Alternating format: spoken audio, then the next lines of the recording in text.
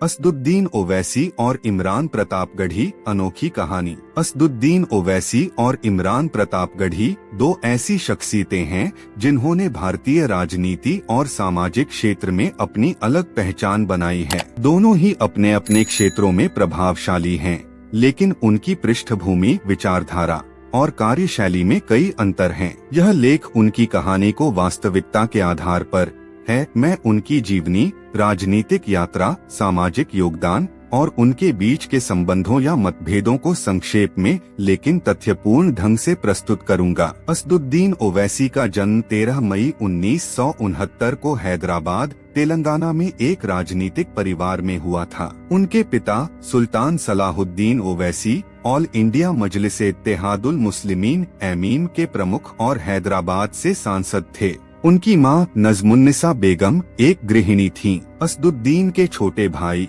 अकबरुद्दीन ओवैसी भी एमीन के एक प्रमुख नेता हैं। असदुद्दीन ने हैदराबाद के उस्मानिया विश्वविद्यालय के निजाम कॉलेज से कला में स्नातक की डिग्री हासिल की और इसके बाद लंदन से बैरिस्ट्रेट लॉ की पढ़ाई पूरी की। असदुद्दीन ओवैसी ने अपनी राजनीतिक यात्रा 1994 में शुरू की, जब वे पहली बार हैदराबाद की चारमीनार विधानसभा सीट से चुने गए। 2004 में उनके पिता ने हैदराबाद लोकसभा सीट से इस्तीफा दे दिया और असदुद्दीन ने इस सीट से चुनाव लड़ा और जीत हासिल की। तब से वे लगातार 5 बार 2004, 2009, 2014, 2019 और 2024 हैदराबाद से लोकसभा सांसद चुने गए हैं। एमीन के राष्ट्रीय अध्यक्ष के रूप में ओवैसी ने मुस्लिम समुदाय के हितों को उठाने में अपनी बेबाकी दिखाई है। उनकी पार्टी का प्रभाव मुख्य रूप से हैदराबाद और तेलंगाना तक सीमित रहा,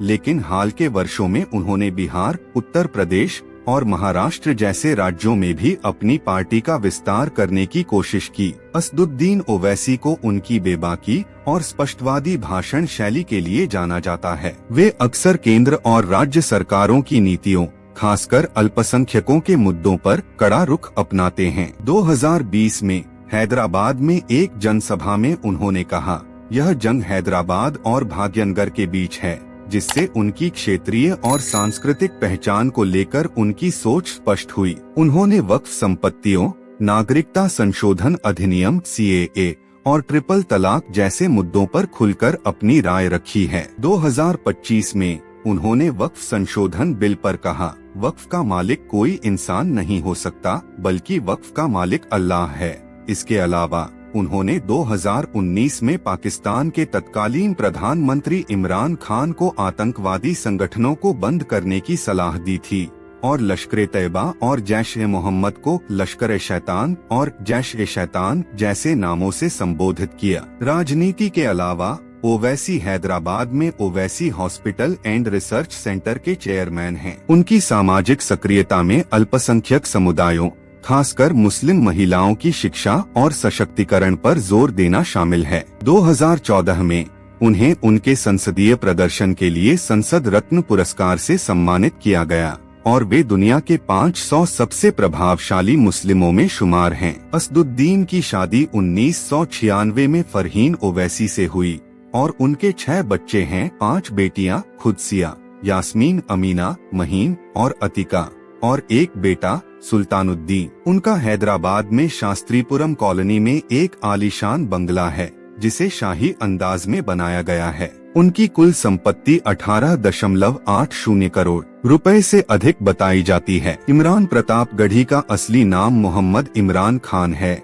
और उनका जन्म 6 अगस्त 1987 को उत्तर प्रदेश के प्रतापगढ़ जिले के चमरूपुर शुक्लन शमशेरगंज में हुआ था। उनके पिता मोहम्मद इलियास खान एक यूनानी चिकित्सक थे और मां साजिदा खान एक गृहिणी थीं। इमरान ने इलाहाबाद विश्वविद्यालय से हिंदी साहित्य में मास्टर्स की डिग्री हासिल की। इमरान प्रतापगढ़ी ने 2008 में उर्दू और हिंदी शायरी के मंचों पर अपनी शुरुआत की। उनकी नज़्म मदरसा ने उन्हें रातों रात प्रसिद्धि दिलाई, जिसमें उन्होंने आतंकवाद के साथ मदरसों को जोड़ने की प्रवृत्ति का विरोध किया। उनकी अन्य प्रसिद्ध नज़्मों में फिलिस्तीन, नजीब और उमर शामिल हैं, जो सामाजिक और राजनीतिक मुद्दों को संबोधित करती हैं। 2019 में इमरान ने भारतीय राष्ट्रीय कांग्रेस में शामिल होकर अपनी राजनीतिक पारी शुरू की। उन्होंने मुरादाबाद लोकसभा सीट से चुनाव लड़ा, लेकिन समाजवादी पार्टी के एसटी हसन से हार गए। 2021 में उन्हें कांग्रेस के अल्पसंख्यक विभाग का अध्यक्ष बनाया गया और 2022 में वे महाराष्ट्र से राज्यसभा सांसद चुने गए। इमरान ने अपनी शायरी का उपयोग सामाजिक जागरूकता फैलाने के लिए किया है। 2018 में उन्होंने ईद उल फितर के दौरान मुस्लिम समुदाय से काला फीता बांधकर नफरत के खिलाफ विरोध करने की अपील की थी। इसके अलावा उन्होंने बिहार में बाढ़ प्रभावितों की मदद और रक्तदान अभियान जैसे सामाजिक कार्यों में भी हिस्सा लिया। इमरान प्रतापगढ़ी अपनी शायरी और भाषणों में सामाजिक एकता और अल्पसंख्यक मुद्दों पर जोर देते हैं। 2023 में भिवानी लिंचिंग मामले में उन्होंने हरियाणा पुलिस की चुप्पी को शर्मनाक बताया। 2025 में वक्फ संशोधन बिल पर उन्होंने प्रधानमंत्री नरेंद्र मोदी पर निशाना साधते हुए कहा कि उनकी पंचर और पकौड़ा वाली टिप्पणी प्रधानमंत्री पद की गरिमा को कम करती है। इमरान का निजी जीवन अपेक्षाकृत निजी रहा है। वे अपनी शायरी और सामाजिक कार्यों के लिए ज्यादा जाने जाते हैं। उनकी कविताओं में हिंदी और उर्दू का मिश्रण देखने को मिलता है,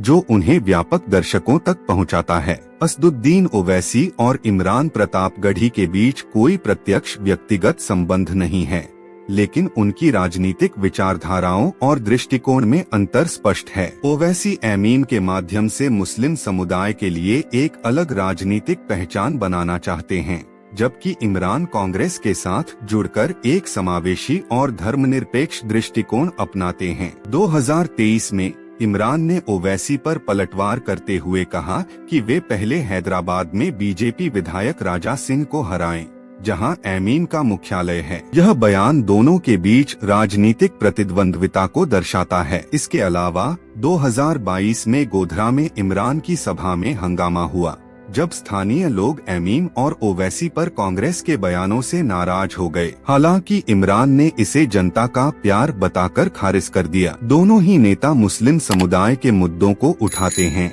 लेकिन उनके तरीके अलग हैं। जहां ओवैसी अपनी बेबाकी और क्षेत्रीय राजनीति पर ध्यान देते हैं, वहीं इमरान अपनी शायरी और सामाजिक सक्रियता के जरिए लोगों को जोड़ते हैं। दोनों ही अल्पसंख्यकों के अधिकारों, शिक्षा और सशक्तिकरण की बात करते हैं। 2023 के भिवानी लिंचिंग मामले में दोनों ने एक साथ राजस्थान और हरियाणा सरकारों की आलोचना की, जिससे उनके बीच कुछ हद तक समानता दिखी। हालांकि उनके बीच कोई औपचारिक सहयोग नहीं देखा गया और उनकी राजनीतिक प्रतिद्वंद्विता अधिक प्रमुख रही है। ओवैसी की कहानी एक ऐसे नेता की है जो अपने समुदाय के लिए एक मजबूत आवाज बनकर उभरे हैं। उनकी बेबाकी और संसदीय प्रदर्शन ने उन्हें राष्ट्रीय स्तर पर पहचान दिलाई है। हालांकि कुछ लोग उन्हें ध्रुवीकरण करने वाला मानते हैं, खासकर उनके हैदराबाद बनाम भाग्यनगर जैसे बयानों के कारण। उनकी पार्टी एमीन का विस्तार अन्य राज्यों में अभी सीमित है, लेकिन उनकी उपस्थिति भारतीय राजनीति में महत्वपूर्ण है। इमरान की कहानी एक कवि से राजनेता बनने की है, जिन्होंने अपनी कला को सामाजिक बदलाव का माध्यम बनाया।